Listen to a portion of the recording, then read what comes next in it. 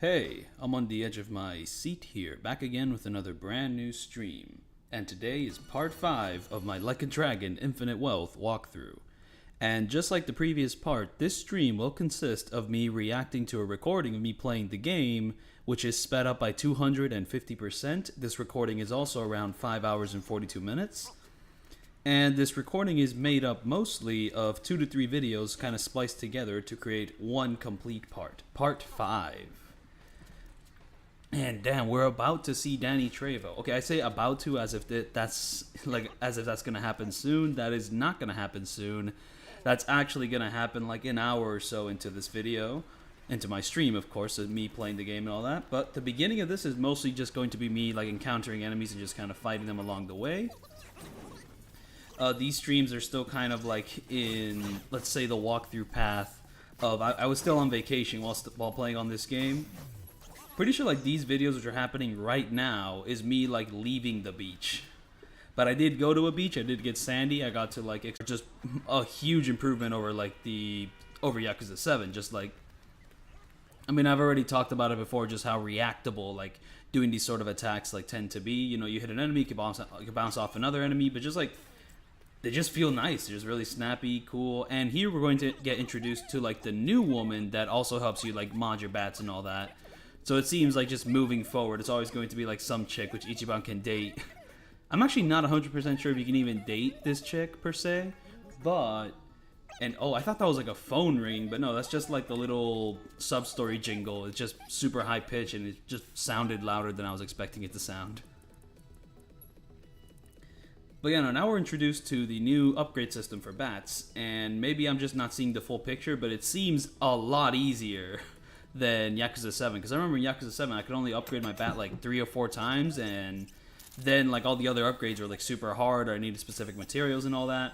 But here you just throw iron at this thing over and over and over and over again, it just keeps getting upgraded more and more and more and more. But I guess to like get specific weapons, it will probably be a lot harder. You know, I'll have to actually collect certain materials, you know, have like a weapon to get the next weapon, so on and so forth.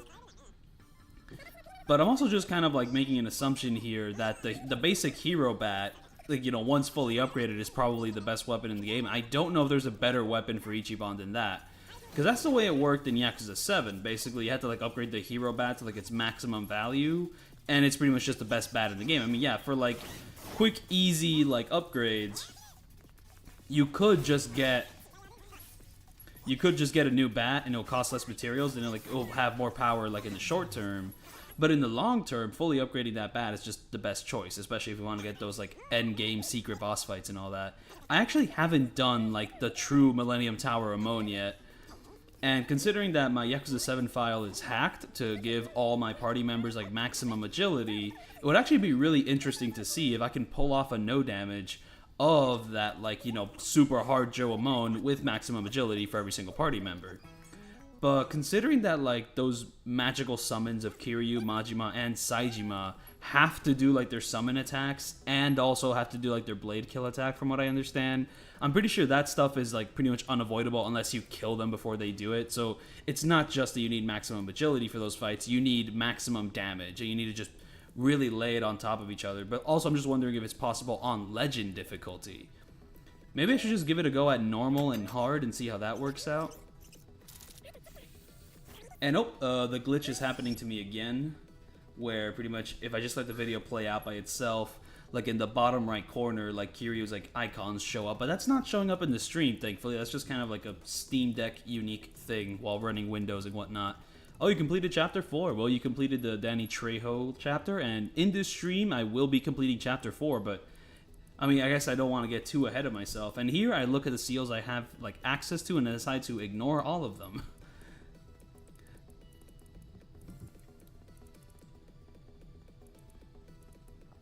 So yeah, not sure if this upgrade system is like going to be harder or easier than the previous one. Like, I mean, right now it looks like it's going to be easier, but maybe you have to like upgrade it like 100 times and put in like a ton of iron resources, and that's what's hard about it. I don't know. I'll have to see about it. And also, it's not just upgrading Ichiban's stuff that I have to do. I have to upgrade all my other party members' stuff, though. Kiryu, in his current job with Dragon of Dojima, which I keep hearing that the Dragon of Dojima style is like the most busted style in the game. which I mean makes sense. He's like the Dragon of Dojima and all that. But he doesn't need any equipment. He just fights with his bare fist. So you never have to get equipment for him, at least from what I understand. I don't think there's any like punching gloves or whatever. And even punching gloves will just make him weaker. So here, I was always just kind of wondering, like, how do I customize this big bike thing? Because I look at the customization options and I'm like, how do I unlock all these options? And what I've realized is that most of these options are probably locked behind side quests, or just maybe they're hidden in shops somewhere. So you pretty much have to like explore the world, find your customization options, and once you have those customization options, then you can start editing around. But without actually going out into the world and exploring, you're gonna have no way to change the look of your big, fast travel system. Though not fast travel in the sense of teleporting, but just fast travel in the sense of actually teleporting everywhere. And that's like the first. Wait, did Ichiban actually dodge that attack, or did he just get hit? I was not fully paying attention to the screen. I also run into a situation, like, later on in the stream where I just run out of all the good healing items. Like, honestly, in the next, like, in part 6, well, decent for now, and decent for what I want to do, but it's only, like, $2,000, and I have to, like, put in $2,000 to upgrade the Pound Mate system. So, yeah, the Pound Mate's, like, has, like, a progression system now, where you have to use it a bunch of times in order to make it better, so that's gonna be a money sink and all that. And here we're finally finishing up this side quest, and this guy is an expensive summon. He's like, what, $2,000, $3,000? Like, for early game, like, I mean, I don't know how strong this guy's summon is, but it must be something incredible for how much it costs.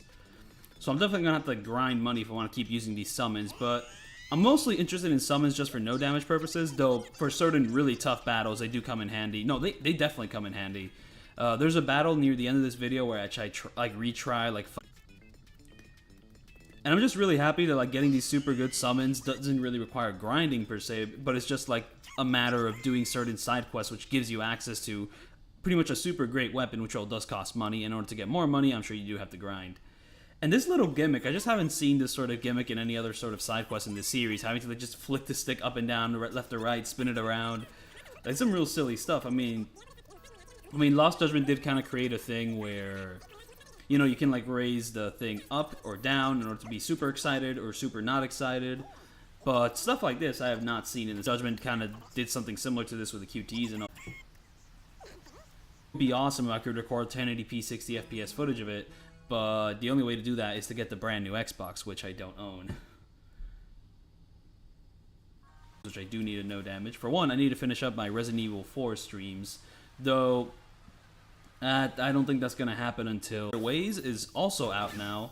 I actually have not played it normally, so I do want to, like, kind of do that normally. I've heard really good things about the Ada Wong DLC. Like, they did a really good job with it. I also did not spoil myself on it yet, so yeah, no, I'm really excited to play that whenever I actually have access to my PS5 again, which will be sometime around mid-March. But yeah, no, sadly, I was spoiled on the Chapter 4 boss, like, pissing himself, like, ahead of time. That was, like, the one thing that I got spoiled on for that fight, but it's just really funny, because I also heard people talking about how, like, the Chapter 4 boss fight is, like, a somewhat honorable dude, but then, like, you beat him up and he just starts pissing himself. He's like, oh. I guess, like, I'll talk more about that when we get there. And here's the random rain. It can happen during cutscenes, sub-story cutscenes. It can happen while exploring the world. And here I've started the Nancy sub-story, which will give you pretty much the super cool summon, which deals a ton of damage. However, I do not complete this sub-story in this video. I'm pretty sure this sub-story is actually locked behind the weather. In the sense of, I'm pretty sure the sub-story can only happen in daytime, because, like, later on in this video, I'm, like, exploring the world during the dawn setting, during nighttime, and it's just nowhere to be seen. Also, I mean, I've already been doing this, but I guess I might as well just talk about it again. So sub-stories do mark themselves on the map whenever you do them. So once you're, like, doing a sub-story, you can just look at the map, and whatever blue icons show up, they're there. So pretty much you don't really have to, like, do any hard exploration or really think about where to go. You just go to the objective, and there it is. So yeah, no, it definitely makes things easier for doing everything. I don't remember Yakuza 7 being like that, but then again, I didn't do that many sub-stories in Yakuza 7. So maybe I was just wrong. No, I think Yakuza 7 does mark them. I don't know. Not 100% sure about that. What I do know is that Yakuza Ishin doesn't mark them on the map, and I don't remember if the remaster changed that at all, But in OG Ishin, in order to like find all the sub stories, you needed to get like a specific item, like a specific piece of equipment that marks them on the map for you. Yakuza 0 also has this item. I don't know. I think that that's like a really cheeky way of pretty much like, you know, letting the players like, you know, not automatically enter sub stories whenever they. That's like a cheeky way to like pretty much force the player to actually find the sub stories in the map. But if you, for 100% completionist, once you reach a certain point, I don't want to like look up a walkthrough. You can just walk. Sure, that's how it operates in Kiwami 1. But I don't remember ever getting that item in Kiwami 1, so I'm not even sure about that. Wait, did Kiwami 2? I'm pretty sure Kiwami 2 definitely like marked all the sub stories on the map, so you can just kind of go and do all of them all at once. So that's how it works in Kiwami 2.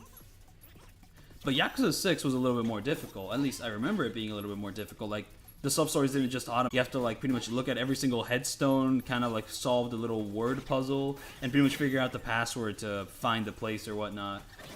You know, you actually have to, like, explore that, like, dense little world, just kind of see every single headstone. I thought it was really cool for, like, a climax of the game. And here I'm kind of, like... Oh, like, I mean, I went for a little bit of a risk here. I fought a guy that was level 16. He did not show up as purple, though, but he was still dangerous and could kill us. I mean, my party's basically almost dead here. But yeah, no, that paid off. But, you know, in the beginning sections, whenever I would try to fight an over-leveled enemy, it always went really poorly for me. However, later in this video, it still goes poorly for me, but I actually managed to win against some, like, you know, high-level enemies, but only when I get to the higher levels. But not so high that, like, I'm over-leveled, like, over these really tough enemies. Like, these enemies are still purple, but I somehow managed to beat them. And I think it's really cool. You have the option to switch to Freelancer for Ichiban, but I'm probably not going to do that. Oh, he's yapping about something. Okay, let's listen here. Alright, he's done yapping. But yeah, no, what I did in my first playthrough of Yakuza 7 is I rarely switched jobs.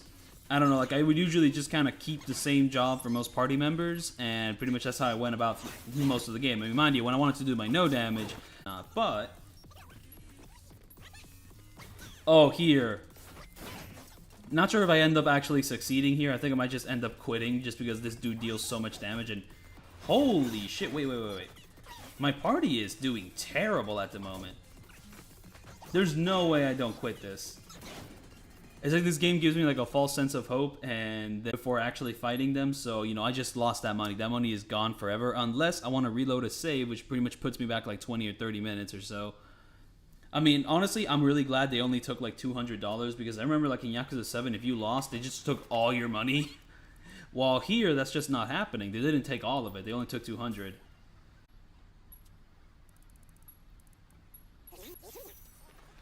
Yeah, no, I just went comfortably throughout the game, throughout my first playthrough of Yakuza 7, pretty much just like playing the game, you know, not really grinding too much, doing a lot of sub-stories, and also, like, whenever a Coliseum, like, thing would show up, I would do all of it in one go. There was only really the one Coliseum, the Sotenbori Coliseum. The inclusion of that thing was, like, so random, too. It was like, I had to, like, get 12 chapters into the game in, like, a brand new hub world, and it's, like, the only side activity to do in that hub world, and it's, like, 30 floors. I mean, I just did all of them, you know, I mean, like, pretty much just did all those fights, all those... you know, encounters, and all those encounters gave me a good amount of XP to pretty much face the super hard Chapter 12 boss fight. I'm just hoping this game doesn't really pull crap like that. I don't know. Just like random huge side activity happening out of nowhere, but yeah, no. I think here I'm realizing, yeah, no, they're red, but they're still impossible to fight. I'm pretty sure that's how it goes. It's just like they deal way too much damage, there's just like too many people. I lost those $200, it's over, it's never been more over than now. I'm just not sure if I'm going to quit now or continue fighting them and like quit in like after 2 to 4 tries. Oh yeah, no, I'm going to try again even though it is basically impossible.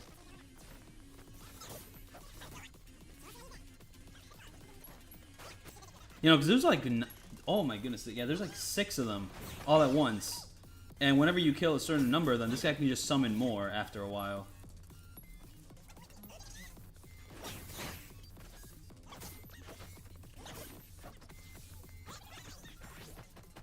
And now they all have increased attack. Like, it's just straight up impossible. There's just no way to do it at this current moment. Or if there was a way, maybe I should have like changed my equipment or done that, because I don't exactly have the best equipment for fighting dudes. I just kind of have equipment that gives me more XP for Ichiban and gives me more agility, which is basically pointless at this point given how low level and low stat I am. Alright, so is this the part where I give up? I think this is the part where I just give up and continue with the game. Now, this won't be the last time I do this, but we're just going to continue here.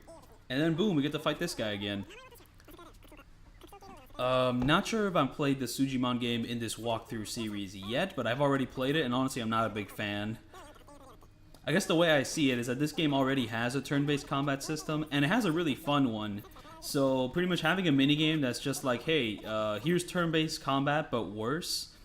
Like, the whole Sujimon game is just like, okay, so instead of just playing the game normally, here, play with a turn-based system that's, like, less developed, like, more, you know, play with a slower, more boring, less engaging turn-based system, and it's like, okay, like, I don't know, I'm just bored. It's just a boring, like, minigame, which has, like, different rules than, like, the base game or whatnot. You get extra Sujimon, so I should probably check that out. So, you know, people are not happy with the way this guy is voice acted in the Japanese dub. Why? Because he's a YouTuber, and it's just like the English dub and the Japanese dub. Like, people are upset because of YouTubers. Because Kiryu's voiced by a YouTuber, Young Ye, while pretty much this MMA guy is just like an actual YouTuber. He's pretty much like a stand-in. He got to pretty much just be part of the game because he does MMA and he just YouTube videos, but he's just not the best voice actor. Like, in Japanese, he just has like no enthusiasm. He just kind of says everything in the most flat ways, like doing a flat note. But this MMA guy, he just always is. In Japanese, mind you. It's not like a, ooh, Japanese is always better sort of thing. It's more like, not the same dude gets to voice him in English because he also knows English. And what is it? Is this a side quest or is this a main story thing? Okay, it's a main story thing. However, you don't have to enter the bar to do this main story thing. You actually just have to... You actually have to go around the corner. But here I'm like entering the bar and it's like, oh, I'm just going to do the main story here. No, you have to go around the corner, kind of crawl around. And wait, am I about to do the long battle of this chapter? Oh my goodness, wait. I did not know it was this soon. Though, I mean, I say I did not know it was this soon as it isn't going to take up like most of the video. Like, holy shit. I mean, the dungeons still take a while, but from what I've played... I mean, the dungeons are just more fun in this game because the combat's more fun. So there is that. Oh. Purple, they're too strong. I can't do it. We're not doing all that. Oh, wait, nope. We're not going to do the dungeon just yet. We're actually going to be introduced to the mall. Though, we could have introduced ourselves to the mall earlier, but they just kind of make it a main story thing. Because it's like, hey, look at this mall. I mean, to be fair, the mall can... If you do it, like, too early, it could be a little bit too dangerous for Ichiban and all that. You know, like, traveling out of bounds and all that. Okay, he's yapping about something. Let's hear what he's yapping about.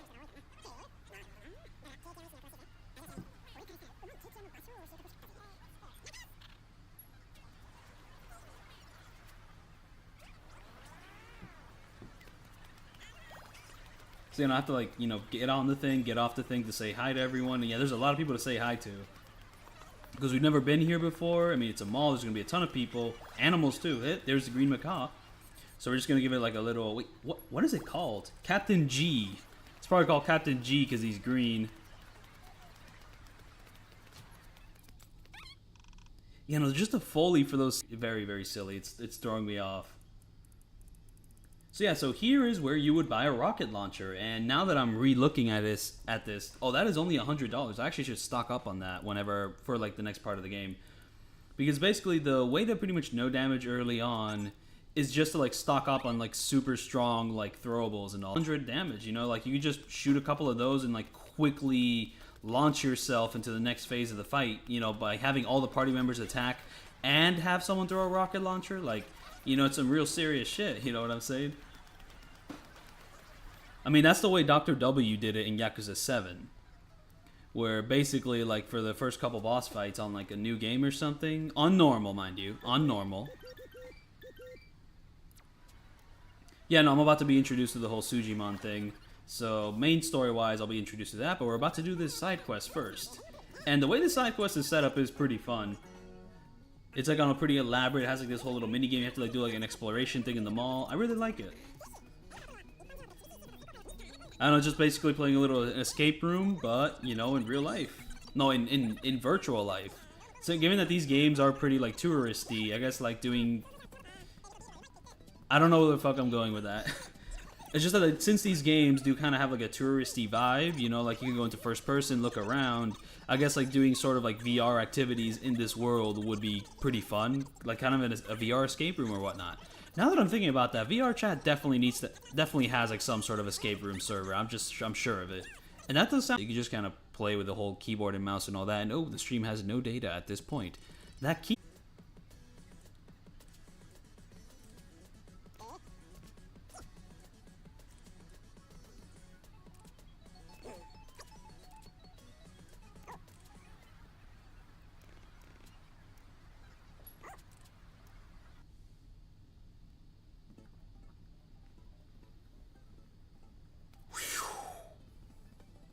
I guess the one thing that like, and also the way this game sets itself up is pretty scary. Though I feel like none of the side quests are ever gonna have a situation where like, you know, if you fail it, it's like game over. To be pretty forgiving on that front, at least compared to some of the previous Yakuza games.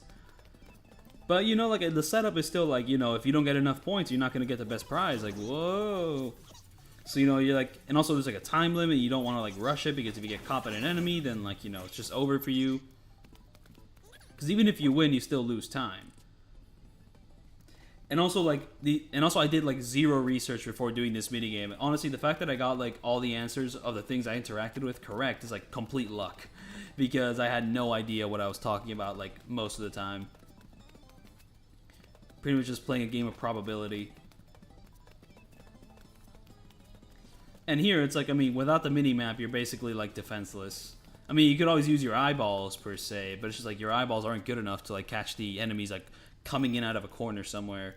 You're going to need that Metal Gear Solid radar. To be fair, in Metal Gear Solid, you also need that radar or you're defenseless, but the game still, like, the game's hardest difficulty is still like, yeah, we're going to turn the radar off. You can't have their fucking radar. And it's like, oh man. Like, you know, just playing Metal Gear... Wait. In Metal Gear Solid 2, I'm pretty sure you could play on the hardest difficulty and still have a radar? Maybe? I don't remember my own no damage run. But Metal Gear Solid 1, the original game, you definitely don't have a radar like available to you, so it's like rip. Yeah, those Metal Gear Solid games recently came out on Steam and just like on next-gen consoles.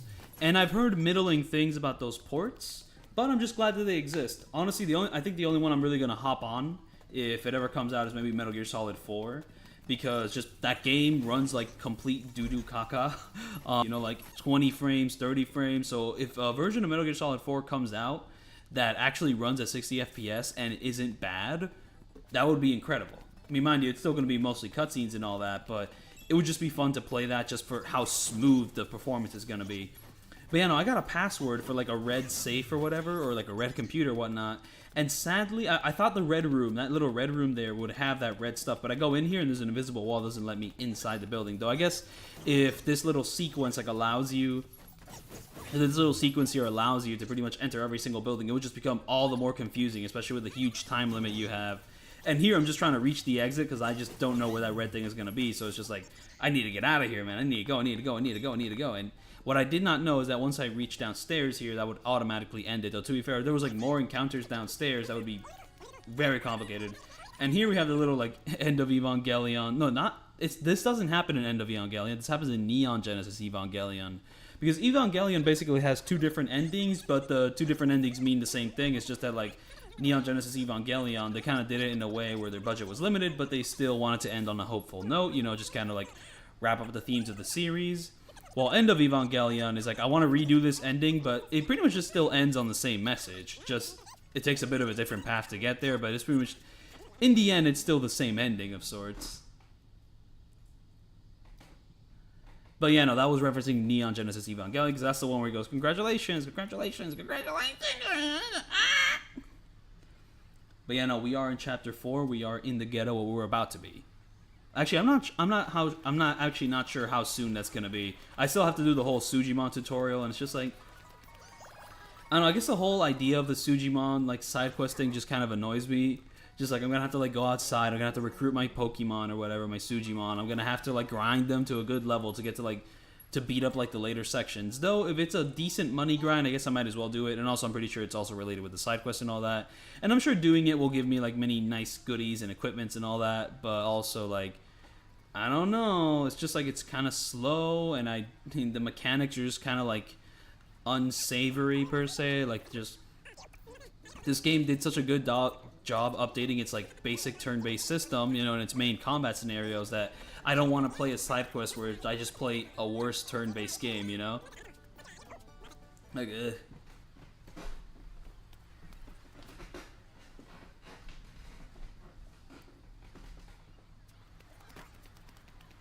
And here we're just platting myself all the way over there, just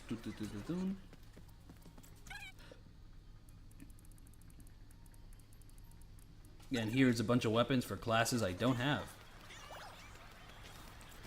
Man, I'm just really wondering when I'm going to have the option to change classes. To be fair, I guess the option to change classes also came kind of late in Yakuza 7. It was like, what, chapter 3, 4, 5 when you get introduced to the whole hello work thing? I'm actually not 100% sure about that. I mean, Yakuza 7, like the whole first chapter is just like a tutorial. You know, kind of like a story dump tutorial sort of thing. And then I forget what happens in chapter 2. Because I'm not sure if you end up being homeless in chapter 2 or if that's chapter 3 where you end up being homeless. So, I don't know about that. And here I guess I'm just kind of like, you know, deciding between my equipment. You know, I got Ichiban with the max agility and all that, but that agility still is not going to help me too much. But at least I have it for now. And there he is in appropriate attire.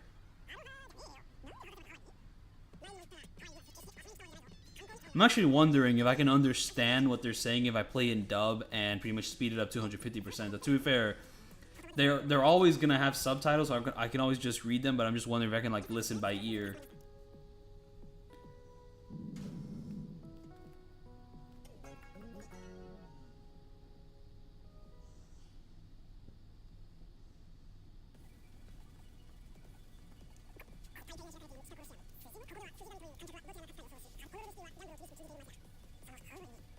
But yeah, no, this side quest is also like another one where it's like you need to defeat the big 4 or 5 cocksuckers to defeat the cocksucking league because they have become evil even though they had good intentions in the beginning. It's like another one of those.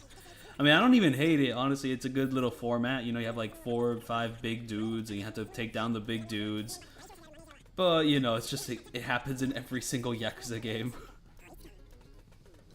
I mean, which game even started it? I mean, I'm not going to credit Yakuza 1. And then Yakuza 2, no, that doesn't get any credit either.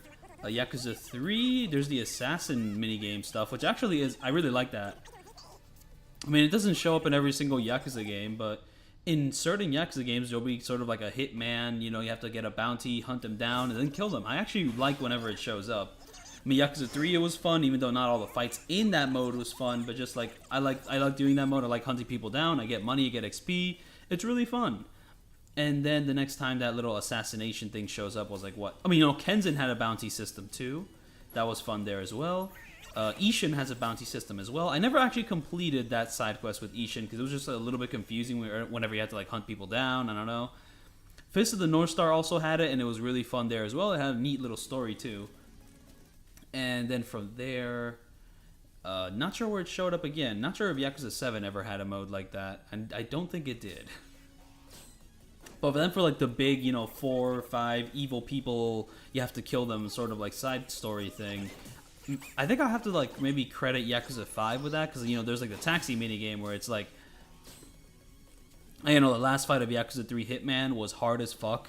Actually playing it's annoying, but the setup is so dope. Like the music sounds awesome. It's dope that like Arase gets like returned for like a little thing.